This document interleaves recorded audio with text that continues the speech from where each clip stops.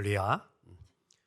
이 시간 함께 예배드리는 우리 모두에게 주의 은총이 넘치기를 간절히 축복합니다. 이탈리아의 베네치아 최고의 화가로 극찬을 들었던 조바니 벨리니라는 화가가 있습니다. 이 화가는 주로 예수님의 십자가에 못 박힌 그런 그림들을 많이 그렸는데요.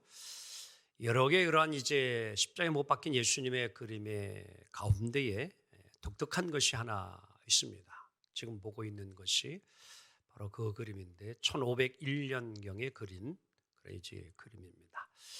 조금 설명을 하면 여러분 맨 아래 보면은 무엇이 보일까요? 해골이 해골들이 그려졌습니다. 그래서 조금 전진하게 되어지면 앙상한 나무들이 함께 이렇게 그려져 있고, 길을 따라서 초원을 지나서 가게 되어지면 마을, 도시와 같은 것이 등장하게 되어지고, 그 위에 구름과 하늘이 이렇게 그려져 있습니다. 바로 그러한 바탕 위에 오직 예수님만 홀로 십자가에 달려 있습니다. 어느 누구도 주변에는 함께 해주는 사람이 아무도 없는 고독한 예수님의 십자가의 모습입니다. 하나 더 그림을 보도록 합니다. 이 그림은 벨라니 화가가 초기에, 즉 1455년, 그러니까 앞에 본 그림보다 46년 전에 그린 그림이에요. 초창기에 그림을 그릴 때에는 예수님이 십자가에 이렇게 달려 계신데 좌우에 제자 요한하고 또 마리아가 아주 안타까운 모습으로 지켜보고 있고, 그 뒤로는 로마의 병사들까지도 함께 인물이 들어가 있음을 보게 되어집니다. 자, 됐습니다. 여러분, 이 두 가지 그림을 보면서 여러분들이 뭔가 좀 느끼는 것이 있습니까?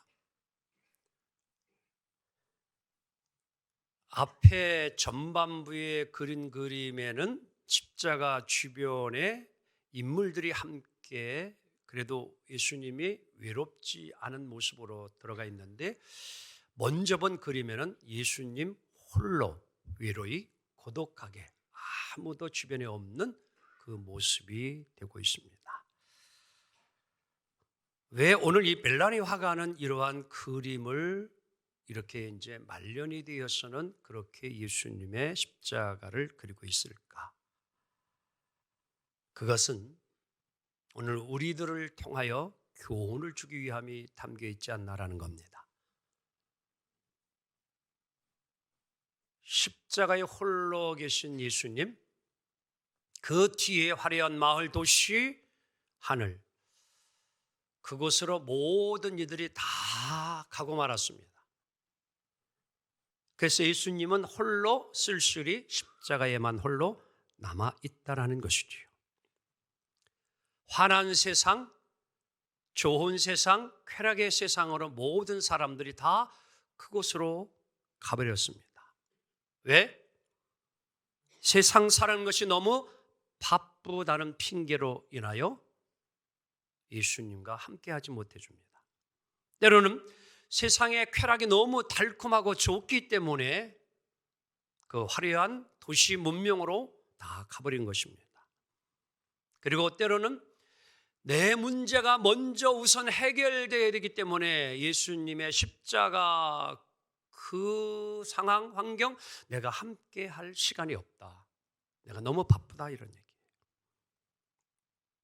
오늘 마치 우리가 예수님을 이렇게 홀로 십자가에 둔 채 내 자신만을 위하여 내 자신만을 바라보며 살아오고 있지는 아니한가?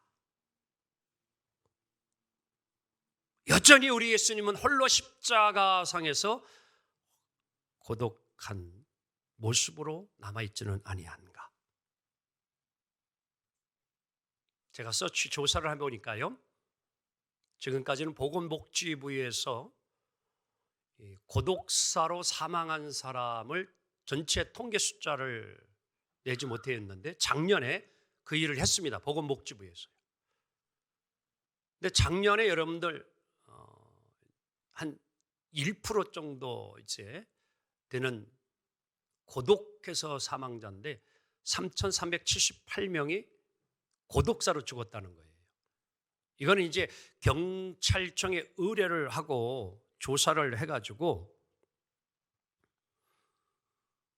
감식 자료를 통해서 공유를 해서 얻은 건데, 한마디로 가족이 함께 살지 않는 거예요. 친척도 함께 살지 아니하고 오직 돕고 혼자 삶을 살다가 죽음을 당한 이들, 그들이 이제 이 통계 숫자 이렇게 나온 겁니다.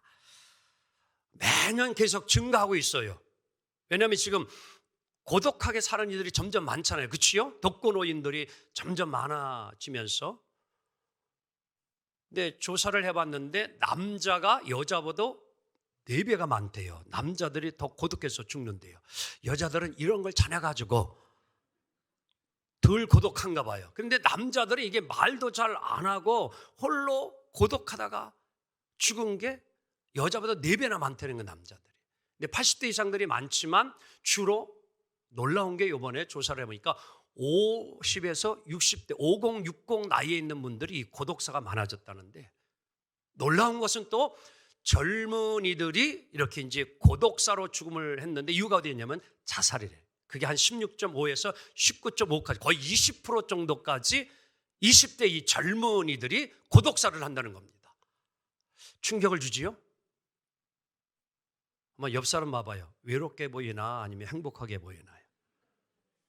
어떻게 겉으로는 지금 여러분들 아주 얼굴이 환하고 걱정, 근심, 고민 하나 없이 보여요? 요즘요, 살기 좋은 세상 살아가는데 사람들이 고독한 이들이 너무 많아요. 홀로 사는 이들이 많아요. 자, 예수님, 오늘 본문 이야기는 바로 그런 거예요. 예수님도 실은 공생애를 시작하면서 요단강에서 세례를 받고 40일 금식 기도를 하시는데 홀로 하십니다. 제자들이 같이 금식하는 거예요.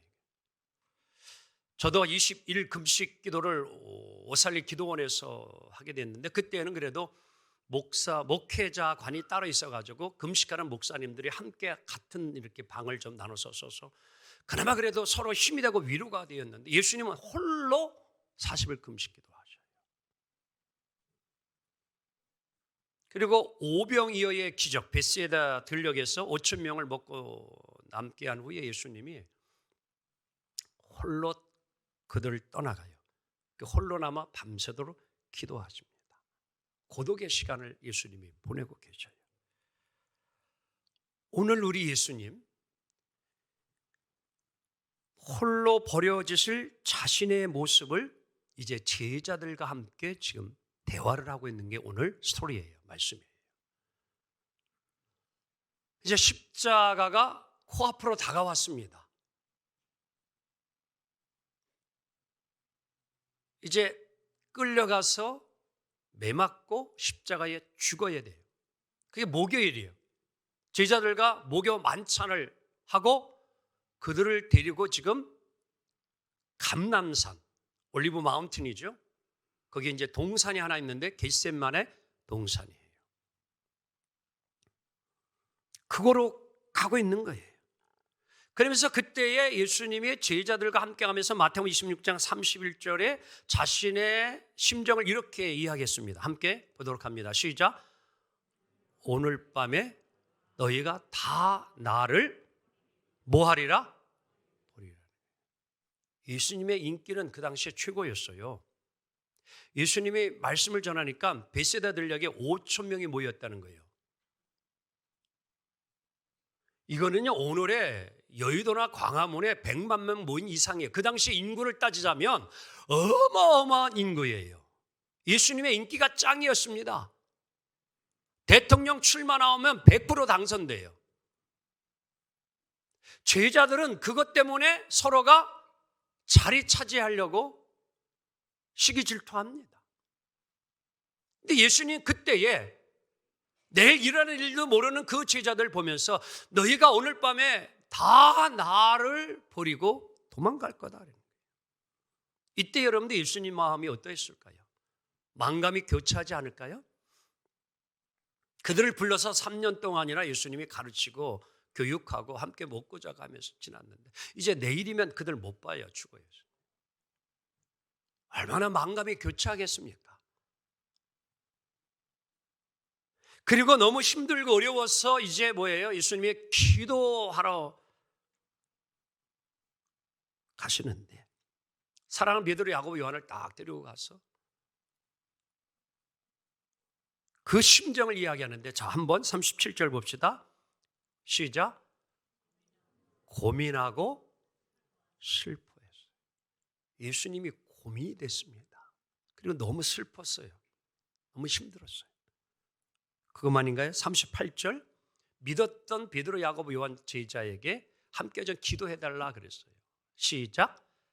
내 마음이 매우 뭐하여 고민하여 뭐하게 됐으니 죽게 되었으니 너희는 여기 머물러 나와 함께 깨어 나 좀 위해서 기도해달라. 함께 깨어 있으라는 거예요. 예수님의 심정이 오늘 스스로 표현하기를 내가 고민하여 뭐할 지경. 한번 옆 사람에서 나 죽고 싶어 그래 봐. 예수님이 그랬다니까 지금 베드로, 야고보, 요한에게 나 지금 죽을 지경이다 이런 얘기예요. 죽을 지경이다. 너무 힘들어요. 얼마나 예수님이 힘드셨으면요, 고민스러웠으면 나 죽을 지경이라고 이렇게 표현을 했겠습니까? 왜? 십자가를 내가 져야 되느냐 아니면 이걸 거절하고 지지 말아야 되느냐 고민이 된 거예요. 십자가를 지어야 되냐 말아야 되느냐. 여러분 성경에 우리가 그냥 늘 들어서 이건 당연히 뭐 이제 예수님의 십자가에 달려 죽는 것이 하나님의 뜻이었으니까 받아들이는 거 아니냐, 그렇게 작가가 써놓은 건데 그렇게 가는 거지, 이렇게 여러분 생각됩니까? 아니에요. 결정은 누구에게 있느냐? 예수님께 있어요. 예수님도 너무너무 고민이 된 거예요. 이게 얼마나 고민이 됐는지 예수님도 한 번 기도하고 끝난 것이 아니라 3번씩이나 똑같은 기도를 합니다. 너무너무 죽을 맛이에요. 너무너무 고민되는 거예요. 아버지 하나님이여, 이 쓴 잔을 내가 마시지 않고 지나가면 그렇게 할 수 있다면 나 그렇게 하고 싶습니다. 이게 지금 예수님의 인간적인 솔직한 마음이에요. 하나님 앞에 묻는 거예요. 근데 하나님은 십자가를 져야 된다는 거죠. 이게 갈등이 되는 거예요. 고민이 되어지는 거예요.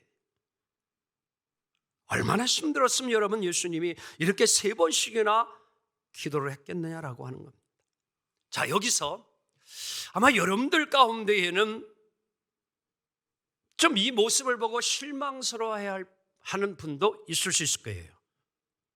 왜? 그래도 예수님은 하나님 아들이신데. 한번 다 같이 하나님 아들이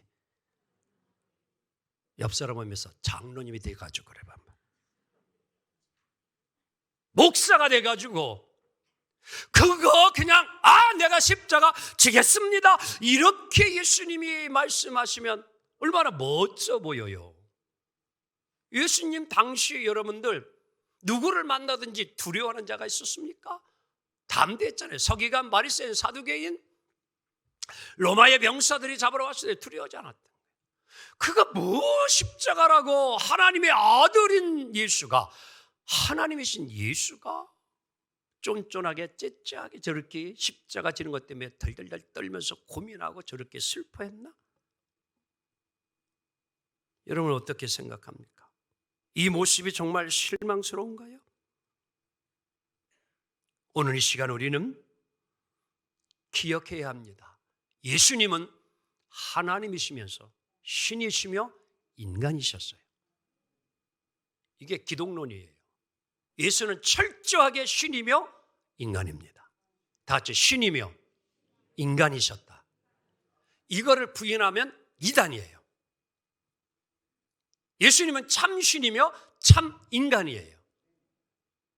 5대5가 아닙니다. 반은 하나 신이고 반은 인간이 아니에요. 100% 신이고 100% 인간이에요. 이게 기독론이에요. 이걸 부인하는 건 모두가 다 이단입니다.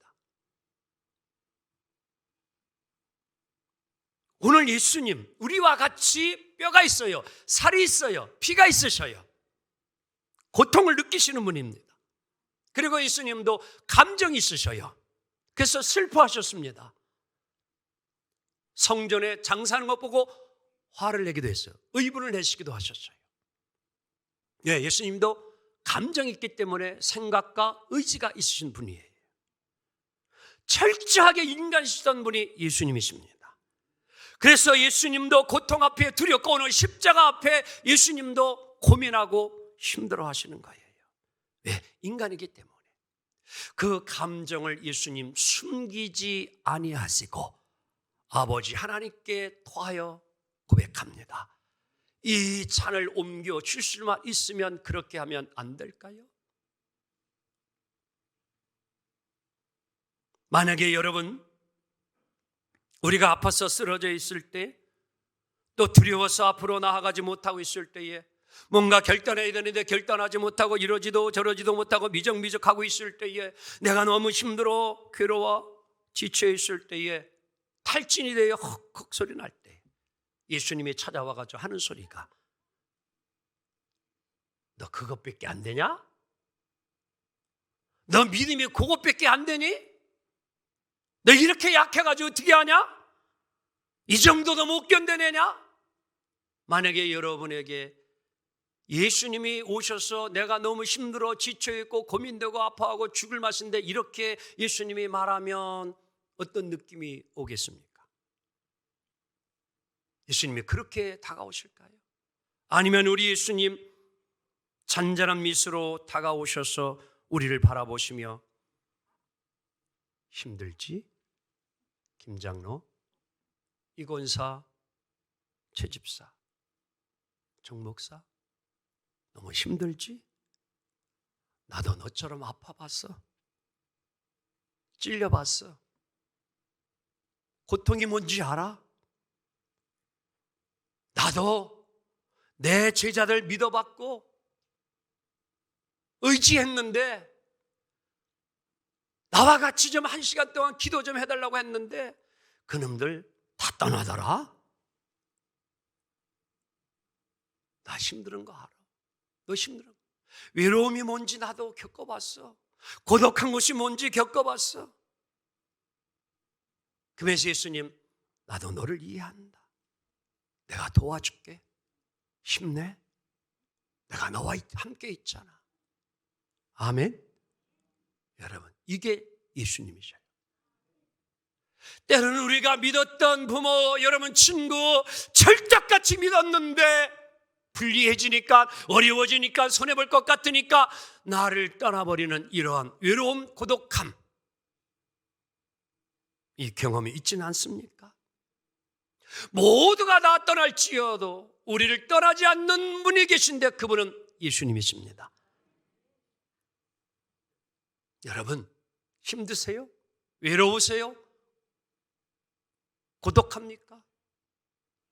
그 모습 그대로 예수님께 나아오세요.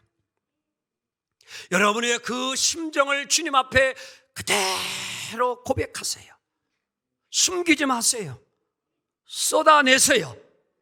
그럴 때에 은총이 임할 줄 믿습니다. 여러분,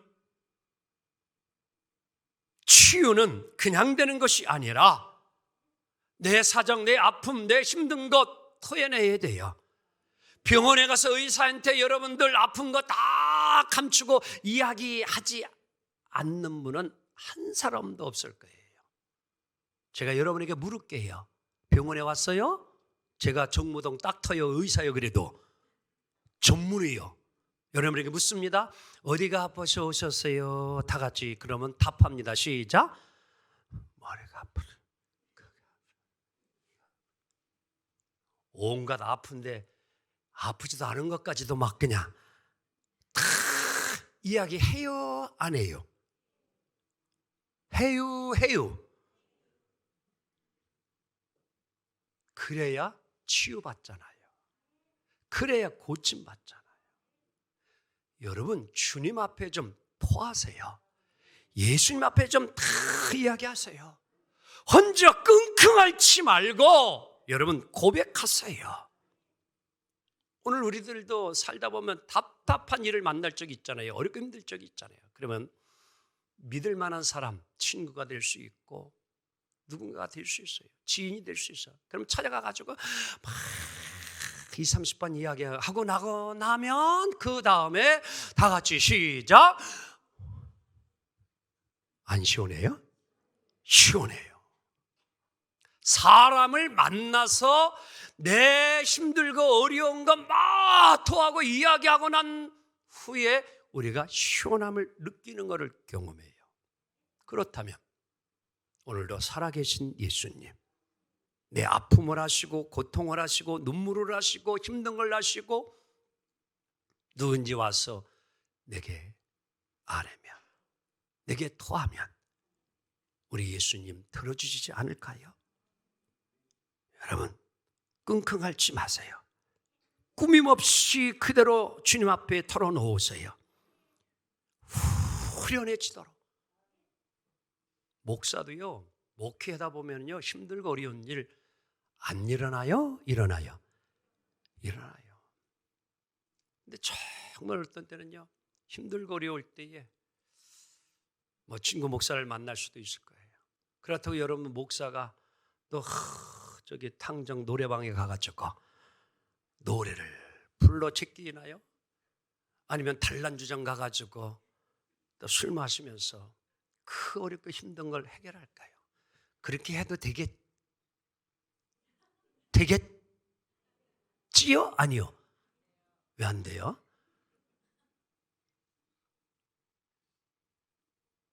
목사는요 갈 곳이 오직 한 군데밖에 없어요. 어디? 예배당 나와야 돼요. 여기서 무릎 주님 앞에 하소연해요. 하나님 저 지금 죽을 것 같아요.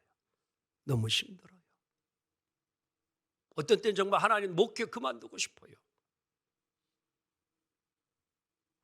눈물 흘리며 기도해요. 하나님 부채 갚아야 되는데 이자 갚아야 되는데 갚을 길이 없어요. 하나님 어떻게 하면 좋아요? 하나님 이 문제 어떻게 하면 좋아요? 막 기도 그냥 있는 그대로 하나님께 기도하는 거예요. 그러면 참 놀라운 일이 일어나요. 마음을 하나님이 시원케 해주고요. 마음의 평안함을 주고요. 다음 주에요 하나님이 교회 계좌로 우리 교인도 아닌데 헌금을 해가지고 갚아가게 하시고요. 사람 마음을 돌이켜 주셔요. 할렐루야. 정직하게 기도하세요. 정직한 감정으로 기도할 때 하나님은 함께해 주십니다. 그래야 우리가 시험에 들지도 않아요. 사탄의 유혹에 넘어가지 않아요. 근데 그 꽁한 감정, 나쁜 감정, 악한 생각 그거 계속 품고 있으면 그것이 마귀의 사탄의 꼬리가 되어져요. 근거가 되어집니다. 그래서 오늘 41절에 예수님이 이렇게 말씀했어요. 뭐라고? 시험에 들지 않게 깨어 기도하라. 아멘. 이게 오늘 베드로, 야고, 요한에게 주신 말씀이에요. 너희들 앞으로 시험 들지 않으려면 깨어 기도하라. 아멘. 기도하지 않으면 안 된다는 거예요. 기도하면 다 토하라는 거예요. 하나님 앞에 들고 나와가지고 보따리 다 내려놓으려는 거예요. 보따리 풀어놓으려는 거예요. 아프면 아프다고 하세요. 울고 싶으면 우세요. 힘들면 힘들다고 하세요. 말 많이 하지 않아도 됩니다. 여러분 한나가 실로 성전에 와가지고 하나님 이랬어요. 다른 거 기도하지 않았어요. 나도 아들 하나만 낳게 해주세요. 막 울며 기도했어요. 얼마나 간절히 울며 통곡하며 기도하니까 일리지 사장이 저 여자가 술 취했나 그랬어요. 나 그런 여자 아니면 옆 사람에서 나 그런 여자로 보지 마세요 그래봐요. 너무 마음이 속상해가지고 너무 한이 되어가지고 울며 하나님 앞에 그렇게 아들 하나 달라고 기도하니까요. 하나님이 그 마음을 아시고 엘리자 사람을 통하여 선포해 주잖아요. 내년 이맘때에 내가 딸이 아니고 아들을 낳으리라. 그래서 사무엘이 왔다니까요. 사무엘은 하나님께 구하여서 얻었다. 그게 이름의 뜻이에요. 사무엘이라는 건요, 하나님께 구하여 얻었다는 거예요. 여러분, 기도합시다. 정직하게 기도하세요. 하나님 그 눈물을 부시고 우리의 상한 감정을 치유해 주시리라 믿습니다. 여러분과 저를 왜 하나님이 부르신 줄 알아요? 왜 예수님이 12제자를 부르신 줄 알아요? 마가복음 3장 14절, 그 목적을 예수님이 말씀합니다. 함께 읽습니다. 시작.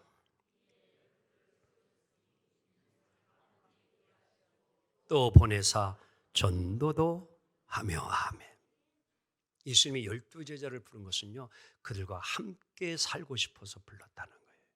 여러분과 저를 예수님이 왜 불렀어요? 우리와 함께 하기 위하여.